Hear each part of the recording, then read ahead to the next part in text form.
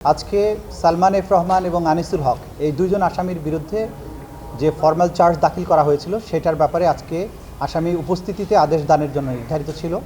আজকে আসামিদেরকে উপস্থিত করা হয়েছিল, আদেশ দেওয়া হয়েছে যে 17ই ডিসেম্বর তাদের বিরুদ্ধে অভিযোগ গঠনের শুনানিটা শুরু হবে।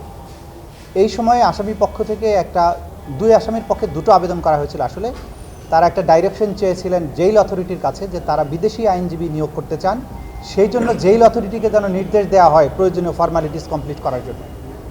আমরা বলেছি কোর্টের কাছে যে এই অ্যাপ্লিকেশনটা মিসকনসিপ্ট, এটা আইনটা ফলো করে করা হয়নি, কারণ বিদেশি আইনজীবী নিয়োগ করার বিধান আমাদের ইন্টারন্যাশনাল ক্রাইমস ট্রাইব্যুনাল অ্যাক্টে রাখা হয়েছে, কিন্তু সেটা একটা শর্ত জুড়ে দেওয়া আছে।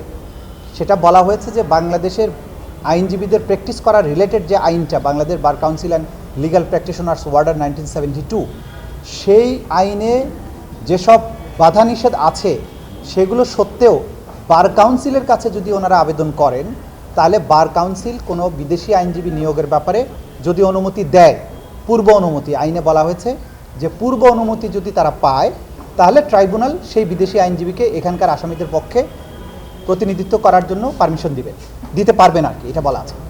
কিন্তু ওনারা করেছেন কি, ওনারা এসে কোর্টের কাছে আগে আসছেন। তা আমরা যেটা সাবমিশন রেখেছি যে আইনের যে বিধান, আইনের বিধানকে বাইরে যাওয়ার সুযোগ নেই। কোর্ট পারমিশন দিতে পারবেন বিদেশি আইনজীবীর জন্য যদি তাদের পূর্ব অনুমতি থাকে বার কাউন্সিল থেকে, প্রায়র পারমিশন শব্দটা এখানে আছে। এবং আমরা এটা সাবমিট করেছি যে আদালত এই স্ট্যাটিউট যেটা আছে, অর্থাৎ বিধিবদ্ধ যে আইন আছে, নোভা এলইডি টিভি, ঝকঝকে ছবি, নিখুঁত শব্দ, 5 বছরের ওয়ারেন্টি। নোভা মানে সঠিক মান, নিশ্চিত সেবা। এর বাইরে কোনো আদেশ দিতে পারবেন না। আদালত অনেক সময় ন্যায় বিচারের স্বার্থে আদেশ দিতে পারেন কখন, যেটা আইনের মধ্যে আছে অথবা আইনে সুস্পষ্ট নাই, যে কোনো দিকে যাওয়ার সুযোগ আছে, তখন কিন্তু আদালত তার স্বেচ্ছাধীন ক্ষমতা প্রয়োগ করতে পারেন।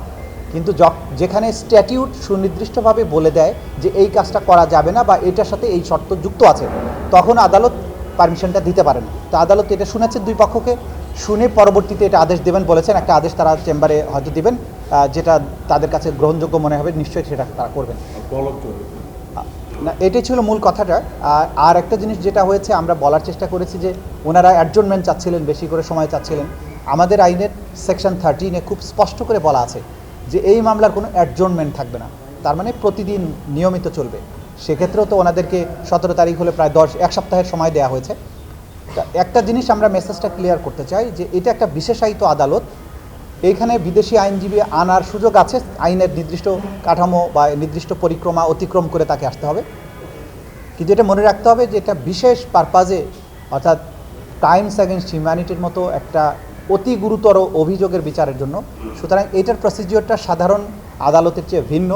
এই কারণে এখানে আইনে বিশেষ বিধান যুক্ত করা হয়েছে যে কোনো অ্যাডজর্নমেন্ট ছাড়া এটা চলবে, তবে যুক্তিসঙ্গত যতটুকু সময় দরকার সেটা দেওয়া হবে, সেটা দেওয়া হচ্ছে এখানে। এটাই ছিল আজকের দিনের মোটা দাগের প্রসিডিংস।